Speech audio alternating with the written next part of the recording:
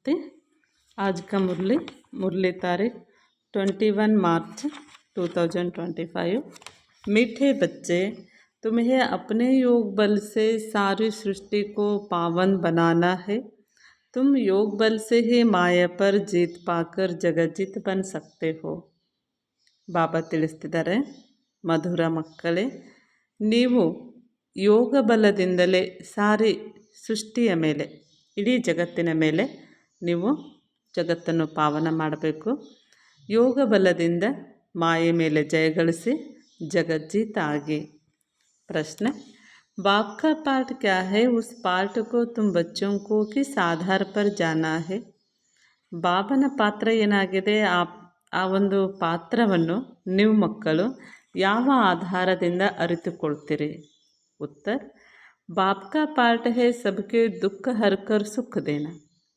ಉತ್ತರ ಆಗಿದೆ, ಬಾಬನ ಪಾತ್ರ ಎಲ್ಲರಿಗೂ ದುಃಖ ದೂರ ಮಾಡಿ ಸುಖ ಕೊಡುವಂಥದ್ದಾಗಿದೆ. ರಾವಣಕ್ಕೆ ಜಂಜೀರೋಸೆ छुड़ाना, ರಾವಣ ಪಂಜರದಿಂದ ಬಿಡುಗಡೆ ಮಾಡಿಸ್ತಾರೆ. ಜಬ್ ಬಾಪ್ ಆತೆ ಹೇ ತೋ ಭಕ್ತಿ ಕಿ ರಾತ್ ಪೂರಿ ಹೋತೆ. ಯಾವಾಗ ಶಿವ ತಂದೆ ಈ ಜಗತ್ತಿಗೆ ಅವತರಣೆ ಆಗ್ತಾರೆ, ಆಗ ಭಕ್ತಿ ಎನ್ನುವಂಥ ರಾತ್ರಿ ಕೂಡ ಕಂಪ್ಲೀಟ್ ಆಗ್ತದೆ. ಬಾಪ್ ತುಮ್ಹೆ ಸ್ವಯಂ ಅಪ್ನಾ और अपनी जायदाद का परिचय देते हैं. ಬಾಬಾ ಸ್ವಯಂ ಆಗಿ ತಮ್ಮ ಪರಿಚಯವನ್ನು ನಮಗೆ ಕೊಡ್ತಾರೆ. तुम एक बाप को जानने से ही सब कुछ जान जाते हो.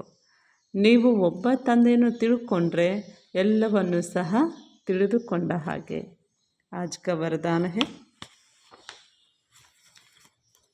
वरदान, रोग के अंश का भी त्याग करने वाले स्वमानधारी पुण्यात्मा भव.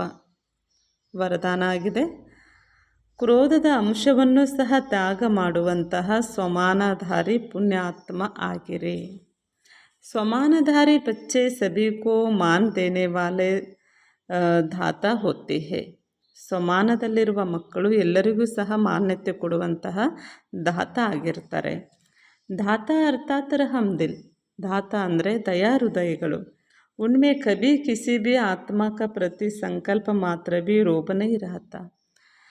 ಯಾವ ಮಕ್ಕಳು ದಾತ ಆಗಿರ್ತಾರೆ, ರಹಮ್ದಿಲ್ ಆಗಿರ್ತಾರೆ, ಅವರು ಯಾರ ಪ್ರತಿಯಾಗಿಯೂ ಸಹ ಈರ್ಷೆ, ದ್ವೇಷ, ಕ್ರೋಧ ಇಟ್ಕೊಳ್ಳೋದಿಲ್ಲ. ಆಮೇಲೆ ಯಾರೆಲ್ಲ ಈ ಒಂದು ಜ್ಞಾನದಲ್ಲಿ ಮಾಯೆಗೆ ವಶ ಆಗಿರ್ತಾರೆ, ಬಿದ್ದು ಹೋಗ್ತಾರೆ, ಅಂಥವರನ್ನು ಸಹ ಸಹಯೋಗ ಕೊಟ್ಟು ಅವರನ್ನು ಮೇಲೆ ಎಬ್ಬಿಸುವಂತಹ ಕೆಲಸ ಮಾಡ್ತಾರೆ. ಯಾರು ದಯಾಹೃದಯಗಳಾಗಿರ್ತಾರೆ ಅಂತಹ ಮಕ್ಕಳು. ಸ್ಲೋಗನ್, संतुष्टता और प्रसन्नता की विशेषता ही उड़ती कला का अनुभव कराती है.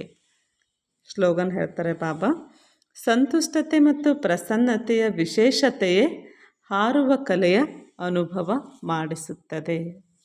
ಅಚ್ಚಾ, ಓಂ ಶಾಂತಿ.